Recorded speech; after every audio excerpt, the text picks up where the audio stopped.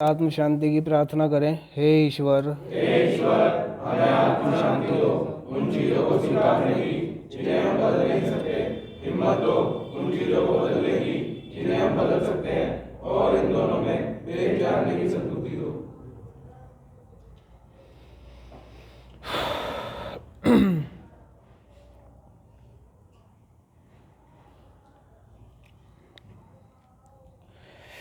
Recovery और relapse तो सभी जानते होंगे कि रिकवरी क्या है और रिलैप्स क्या है। कौन कौन जानता है रिलैप्स क्या है? तू नहीं जानता? फिर हाथ कौन खड़ा करेगा? क्या है रिलैप्स?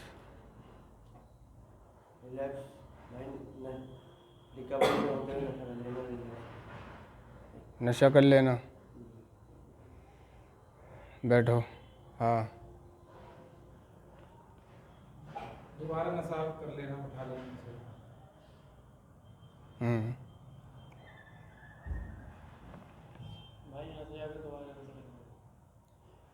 ज़रूरी नहीं है यहाँ से जाके। बैठो। रिलैप्स वैसे तो हमारे कार्यक्रम में पूर्व धारणाओं की निशानी है, और रिलैप्स एक वास्तविकता है। ये हो सकता है और होता है ना। अनुभव से सिद्ध हुआ है कि जो लोग हमारी रिकवरी के कार्यक्रम को नियमित उपयोग में नहीं लाते, रोज़ाना उपयोग में नहीं लाते, वो रिलैप्स हो सकते हैं। जो लोग हमारी रिकवरी के कार्यक्रम को रोज़ाना इस्तेमाल नहीं करते, उपयोग में नहीं लाते, वो रिलैप्स हो सकते हैं। हो जाएंगे नहीं, हो सकते हैं। समझे? तो ये जो है एक सच्चाई है, क्योंकि एडिक्शन जो है, जो बीमारी हमें है, एडिक्शन, ये एक शारीरिक, मानसिक और आत्मिक लाइलाज बीमारी है। तो इसलिए एडिक्ट रिलैप्स होता है, क्योंकि ये लाइलाज है, इसका इलाज नहीं है, इसलिए रिलैप्स होता है। कोई भी रिलैप्स हो सकता है ना।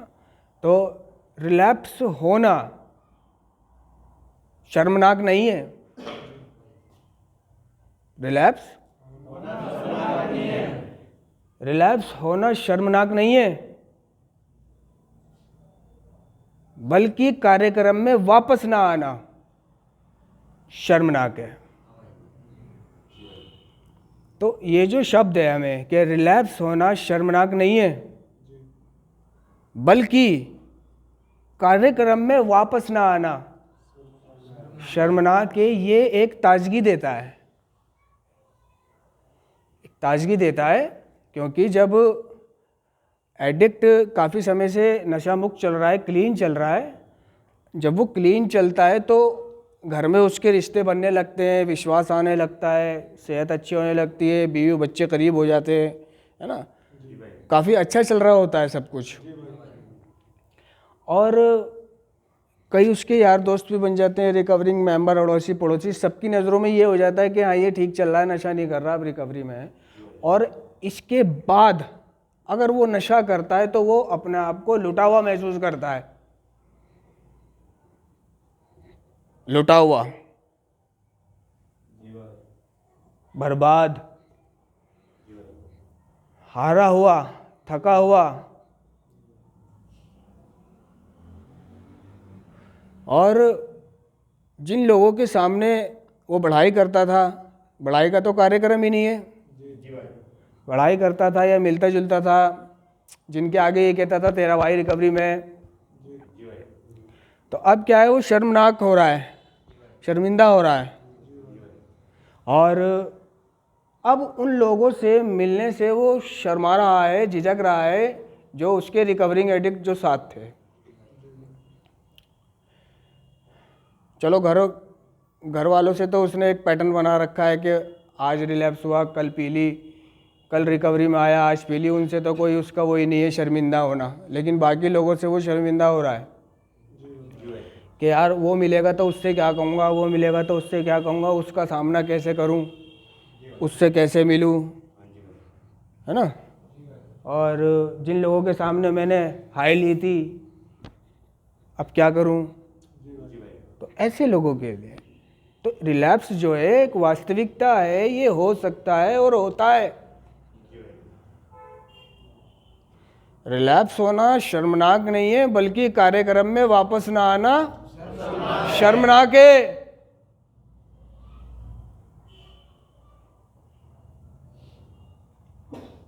तो उसको शर्मिंदा होने की जरूरत नहीं है।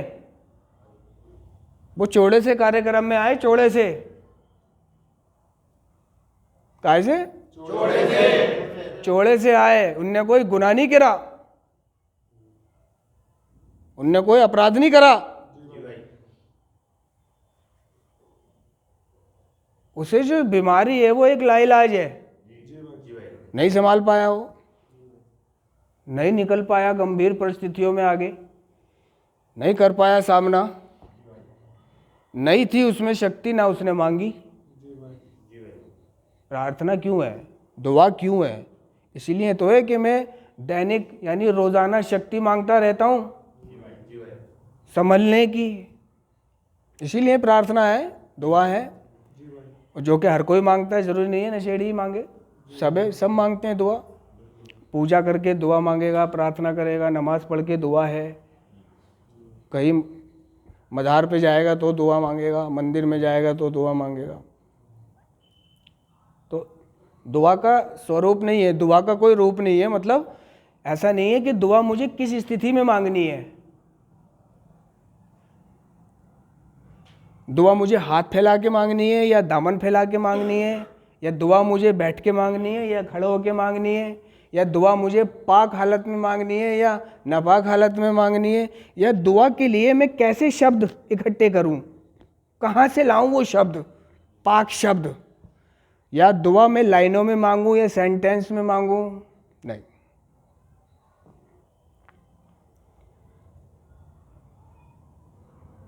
सिर्फ एक चीज में छूट दिए दुआ में कि दुआ तू कैसे भी मांग सकता है, उसके लिए तुझे अच्छे शब्दों की, अच्छे कपड़े पहनने की या अच्छी जगह में खड़े होने की जरूरत नहीं है, या सेंटेंस बनाकर दुआ मांगने की जरूरत नहीं है।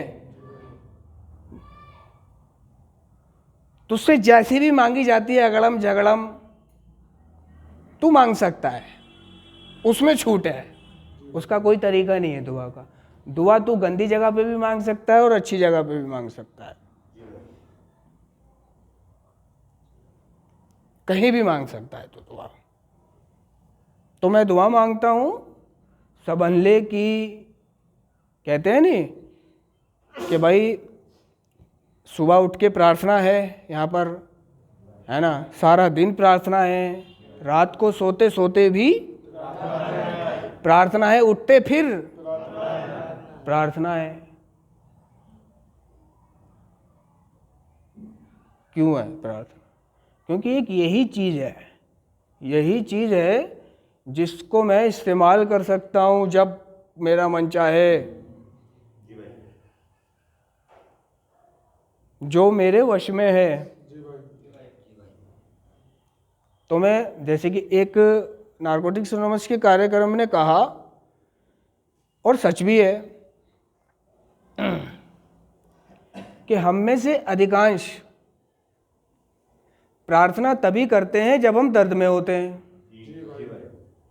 हम में से अधिकांश लोग प्रार्थना तभी करते हैं जब हम दर्द में होते हैं।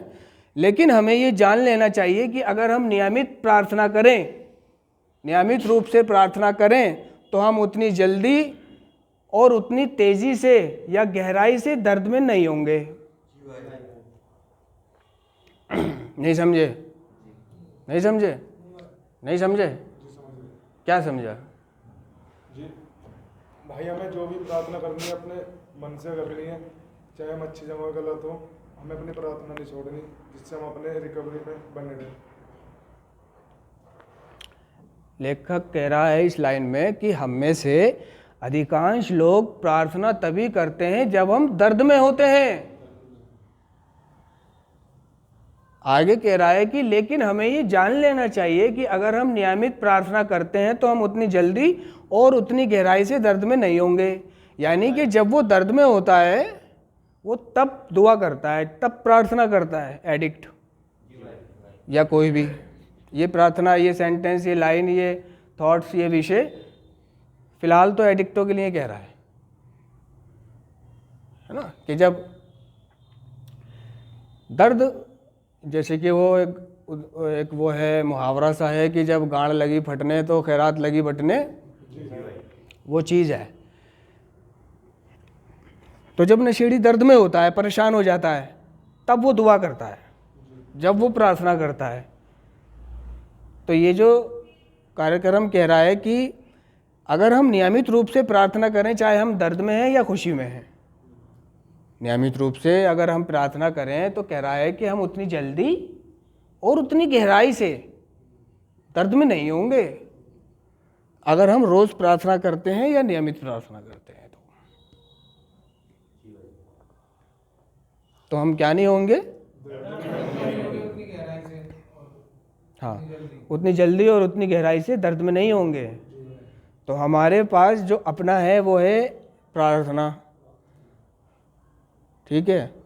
इसका बहुत बड़ा रोल है रिकवरी में। अभी मैंने बताया कि सुबह से शाम तक प्रार्थना होती है और सोते सोते भी होती है और उठकर भी होती है, ठीक है। मेडिटेशन होता है, मेडिटेशन में भी हम यही कहते हैं कि अपनी समझ के ईश्वर के साथ सचेत संपर्क,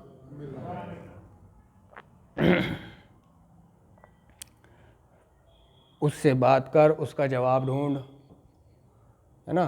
तो ये सचेत संपर्क ज़रूरी नहीं है कि वही मुद्रा हो मेडिटेशन वाली, यानी खुदा से बात करने के लिए ज़रूरी नहीं है कि वो मुद्रा हो। अलग अलग तरीके से लोग अपने खुदा से, परवरदिगार से, ईश्वर से बात करते हैं। ध्यान का सही मूल्य तभी है जब उसके परिणाम तुम्हें अपने दैनिक जीवन में दिखाई देने लगें। जो तुम ध्यान कर रहे हो, जो तुम ईश्वर से लो लगा रहे हो, जो प्रार्थना मांग रहे हो, जो मदद मांग रहे हो, तो उसका सही मूल्य तभी है, यानी कि वो चीज़ हमारी सही हो रही है। तो ये कैसे पता लगेगा? जब रोज़ाना की ज़िंदगी में मुझे उसका परिणाम देखने को मिले जो मैं कर रहा हूँ, है ना। तो कहते हैं कि खाना खाना, कहते हैं ना, खाना खाते में बात नहीं करते, बोलते नहीं है, आराम से खाना खाओ, बाद में बात करना। तो खाना खाना भी एक ध्यान है। उसका ध्यान रोटी सब्जी पे है, केवल सिर्फ खा रहा है वो इस वक्त, ठीक है। नमाज में भी ध्यान का ही काम है सारा, पूजा में भी ध्यान का ही काम है ना। चर्च में भी ध्यान का ही काम है सारा। और उसने कहा है कि ये नियत के साथ भी बरकत है, कि जैसी मेरी नियत होगी वैसी बरकत होगी, जैसी मेरी नियत होगी वैसा मुझे मिलेगा। मैं चोरी करके खाता था, बुरा करके खाता था, तो बुरे ही तरीके से मुझे मिलता था। अगर मैं ठान लेता नहीं, चोरी नहीं करनी, बुरा नहीं करना, अच्छा करके या काम करके या मेहनत करके या कुछ भी करके मैं आज खाना खाऊंगा, तो मुझे वैसे ही मिलता वो।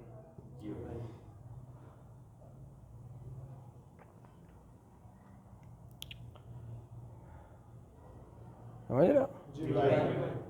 हाँ, तो कहाँ से शुरू करा था मैंने? ये कहाँ, क्या कहना चाह रहा था मैं? रिलैप्स और रिकवरी। हाँ, ध्यान रखा करो, मैं भूल जाता हूँ, ये मेरी कमी है। हाँ, तो कार्यक्रम कह रहा है कि कोई बात नहीं, हो गया तू रिलैप्स, तू जिनके बीच में जा रहा है, शर्मिंदा हो रहा है, वो भी 10 बार रिलैप्स हुए हैं। उन्होंने भी 10 बार नशा करा रिकवरी में आके। एनए में या इस प्रोग्राम में कोई 2-4 ही ऐसे हैं जो पहली बार रिकवरी में आ गए बस, जिन्होंने नशा बंद करने के बाद दोबारा शुरू नहीं करा।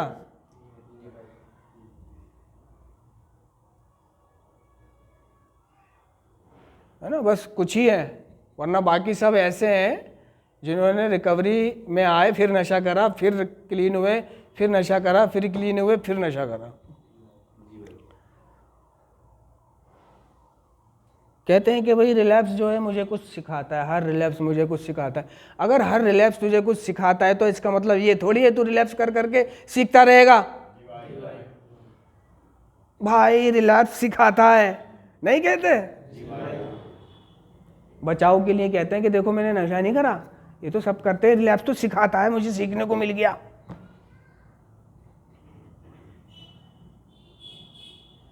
मुझे सीखने को मिल गया।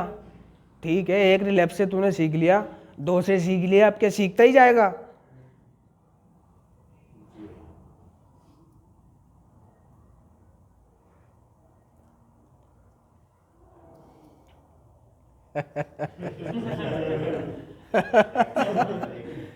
है ना भाई, क्यों पी ली थी तूने?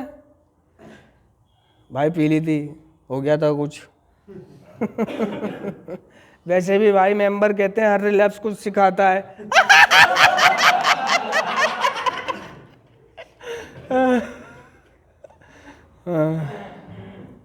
उससे पूछो इस बार तुझे क्या सिखाया है।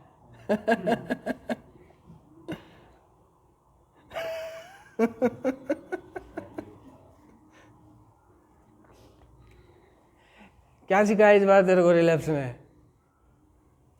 भाई यही सिखाया, अब नहीं पीऊंगा, अब नहीं करूंगा। है ना, इसमें बहुत तकलीफ है, इसमें ये है, इसमें वो है। तो ये तुझे आज पता चल रहा है, इसमें ये है, उसमें वो है, पहले पता नहीं था। हालांकि एक चीज़ और भी है प्रोग्राम में कि रिलैप्स रिकवरी में आया, रिकवरी में आने के बाद अगर मैं रिलैप्स होता हूँ और रिलैप्स होके मैं फिर कार्यक्रम में आता हूँ, फिर अपने आप को संभालता हूँ और खड़ा होता हूँ, फिर से रिकवरी में आता हूँ, तो कहता है कार्यक्रम कि ये मेरी रिकवरी को और मजबूत बना देता है ना, ये मेरी रिकवरी को और मजबूत बना देता है, क्योंकि वो सीख लिया उनने रिलैप्स करके। तो एक बार सीख ले, बार बार नहीं सीखना। अगर सीखना ही है तो करके मत सीख, सुन के सीख ले। सीखने का ज़्यादा ही शौक है तेरे को, तो कोई काम करके सीख ले, कोई धंधा करके सीख ले। नहीं, नशा करके सीखेगा। उसमें तो मजा है उसको, उसका काम भी चल गया, है ना। और ये है कि भाई प्रोग्राम कह रहा है कि भाई रिकवरी को मजबूत बनाता है, तो मैंने कर ली, अब मेरी रिकवरी मजबूत हो जाएगी। हाँ, बात तो सही कह रहा है बाबा। तो बार बार नशा कर रहा है, बार बार सीख रहा है, तो कितना सीखेगा, किसे सिखाएगा सीख के?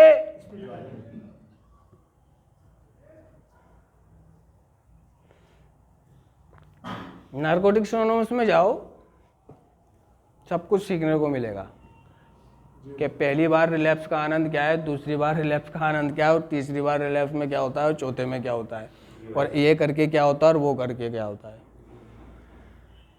अगर सीखने की इतनी तेरे को लालसा है तो सीख।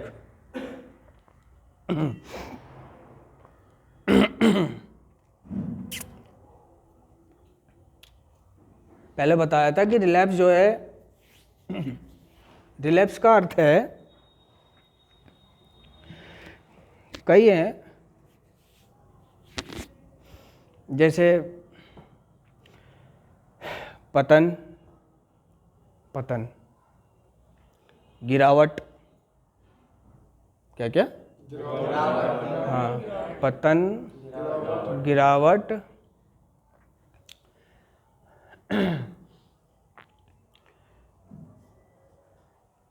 आरोग्य होके रोगी होना, क्या?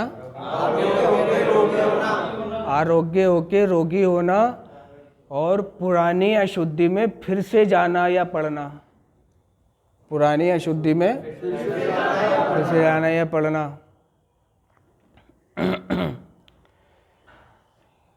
और हम इसको इस कार्यक्रम में दोबारा नशा करने को बोलते हैं।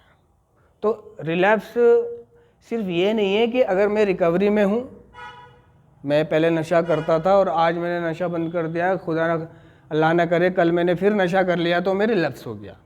ठीक है, रिलैप्स और भी चीज़ों में रिलैप्स कहलाता है, समझे ना? ज़रूरी नहीं है कि रिकवरी में नशा कर लिया तो ही उसका अर्थ रिलैप्स होता है। तो अगर वो जैसे किसी और चीज़ का एडिक्शन है उसको, जैसे सेक्स का एडिक्शन है, सट्टे का एडिक्शन है, या किसी भी चीज़ का एडिक्शन है, अगर वो उसको छोड़ दिया उसने और फिर से कर लिया तो भी वो रिलैप्स है। यानी इसका एक मतलब ये भी होता है, अगर वो कह रहा है ना कि आरोग्य होके रोगी होना, अगर उसका वो बीमार हुआ, उसका इलाज चला, वो स्वास्थ्य वापस आ गया उसका, फिर से काम काज कर रहा है और फिर से उसने कोई बद परहेज़ी कर ली, जो डॉक्टर ने उसे मना करा था बद परहेज़ी कर ली और फिर से वो रोगी बन गया। वो नशा नहीं करता था लेकिन वो नॉर्मल बीमारी थी उसे, तो वो भी एक तरह से रिलैप्स कहलाएगा। तो एक लाइन जो मैंने बोली थी कि हमने किसी ऐसे व्यक्ति को रिलैप्स होते नहीं देखा जो हमारे रिकवरी के कार्यक्रम को रोज़ाना उपयोग में लाता है, शायद ही रिलैप्स होते देखा है, कह रहा है। हमने किसी ऐसे व्यक्ति को रिलैप्स होते नहीं देखा, अनुभव बता रहा है कि जो हमारे 12 कदमों के ये रिकवरी के कार्यक्रम को अमल में लाता हो तो उसको रिलैप्स होते शायद ही देखा है। यानी शायद ही देखा है, शायद इसलिए है क्योंकि वो भी रिलैप्स हो सकता है।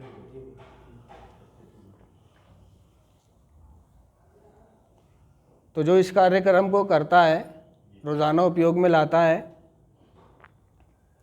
जीता है, शक्तिहीनता को कबूल करता है अपने एडिक्शन पर, है ना, और अपनी पूर्ण पराजय स्वीकार कर लेता है नशीले पदार्थों पर, अपने एडिक्शन पर, और सभाओं में जाता है और कदमों को करता है या नियमित रूप से प्रार्थना करता है, शेयरिंग करता है, स्पॉन्सर से बात करता है, फेलोशिपिंग करता है, सदस्यता करता है, मीटिंगों में जाता है, कन्वेंशनों में जाता है, करता रहता है ना, प्रोग्राम में है वो। कुछ भी नहीं है तो वो मोबाइलों में पढ़ता रहता है, देखता रहता है, सीखता रहता है, सुनता रहता है, फ़ोन पे बात करता रहता है।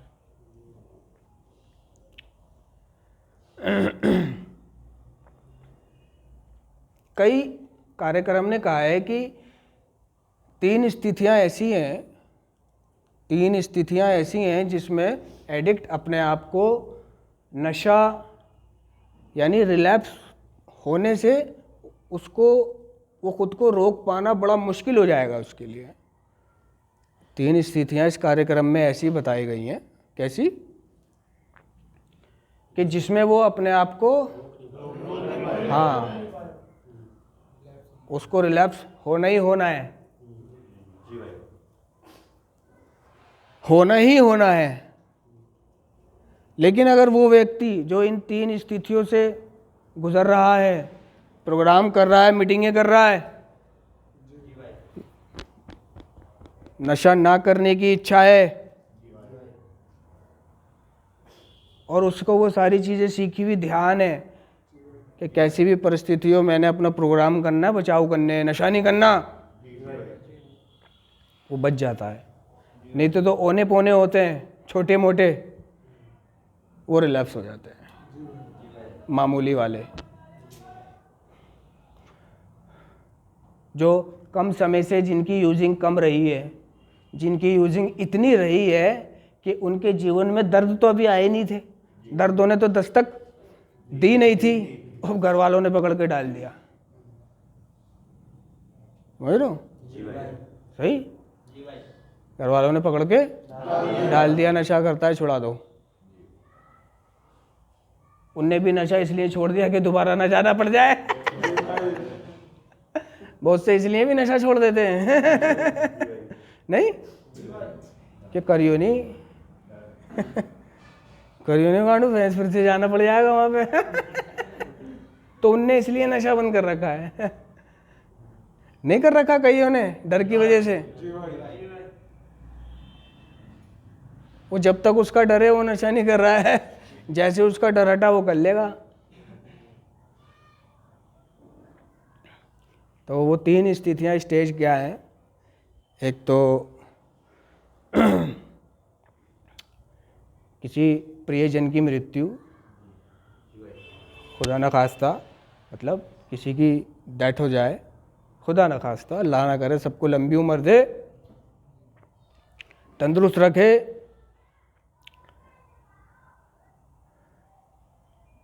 और प्रेमिका का छोड़ के चले जाना, माशूका का, गर्लफ्रेंड छोड़ गई, ब्रेकअप हो गया, 2 स्थिति हो गई। और एक स्थिति है तालाक। तालाक, तालाक को मामूली समझ रहे हो? तालाक को मामूली समझ रहे हो? ये तो जिसकी हुई है नशेड़ी की वो ही जान पाएगा। तो कार्यक्रम ने इन 3 स्थितियों को ऐसा बताया है, खतरनाक, डेंजर। भाई इन 3 स्थितियां जब भी खुदा ना खास्ता तेरे ऊपर आए तो प्रोग्राम का दामन मत छोड़ियो, मीटिंगें मत छोड़ियो।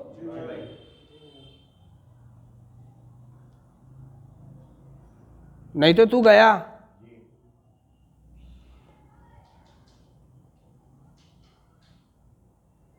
तो जब गर्लफ्रेंड छोड़ के जाती है या बेवफा निकलती है, हैं? तो कितनी तकलीफ होती है उसे, जब बेवफाई के उसको पता चलता है कि वो बेवफा है ना? वो मेरे साथ सिर्फ फ्लर्ट कर रही थी और सिर्फ इस्तेमाल कर रही थी मेरे को, वो तो रमेश की बाहों में देखी है मैंने उसे नहीं?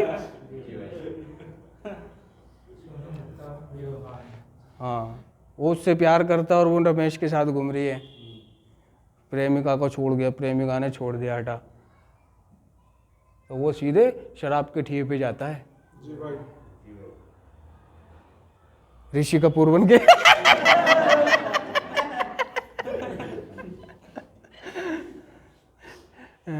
कूली का ऋषि कपूर बन के नहीं, वो उसका फोटो रखता है ना जेब में, ऋषि कपूर आधा फोटो, कहता है मुझे पीने का शौक नहीं। हाँ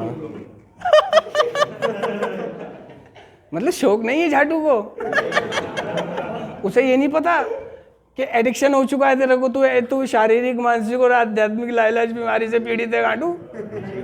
वो सोच रहा है मुझे पीने का शौक नहीं है, वो तो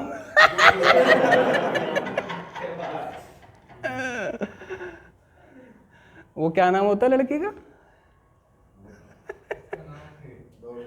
है डोली तो नहीं है ना, लड़की को कुछ और नाम होता है, डोली होता है?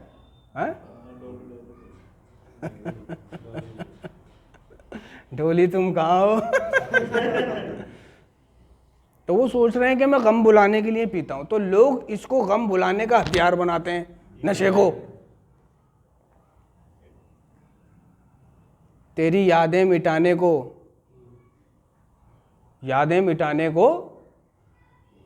पीता हूं गम भुलाने को।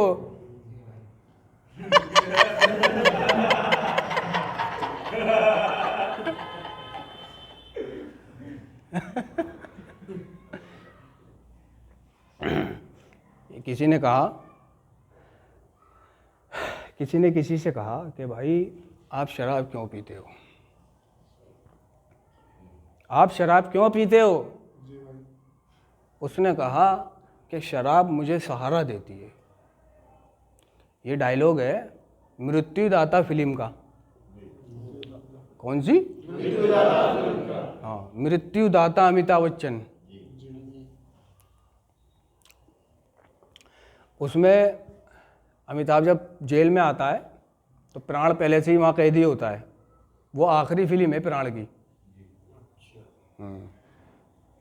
क्या है, उससे एक वो जो ऑपरेशन करता है, अमिताभ डॉक्टर होता है उसमें, बड़ा बढ़िया वाला डॉक्टर, शराब पी के ऑपरेशन करता है। वो शराब पी के ही बढ़िया ऑपरेशन कर पाता है। वो क्या है, जो उसके असिस्टेंट होते हैं, इतने वो बाहर जाता है खबर सुनाने के पेशेंट बच गया है, ऑपरेशन कामयाब हो गया, इतने वो कुछ हटा देते हैं। उसके जो असिस्टेंट होते हैं उसको पिटवाने के लिए, जेल भिजवाने के लिए, हटाने के लिए रास्ते से। अब वो अंदर आके कहते हैं डॉक्टर साहब इसकी सांसें रुक गई। वो जितने देखता है इतने में वो मर जाता है। तो उस पर कि ये शराब पी के ऑपरेशन कर रहा था, इसने लापरवाही करी थी और ऐसे वैसे, ये नशे में था, इस वजह से ऑपरेशन ख़राब हो गया और जान चली गई, उसको जेल हो जाती है इस वजह से। तो वहाँ पे प्राण पहले से होता है।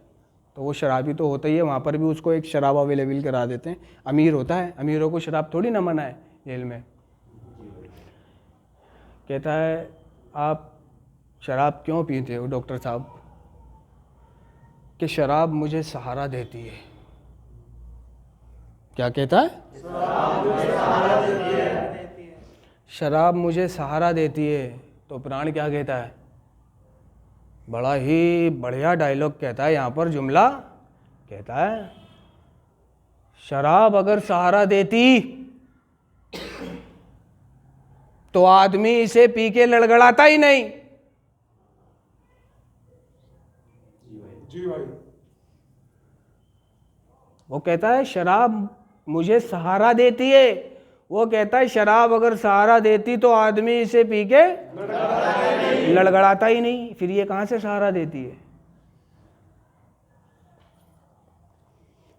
किसी को पूछना?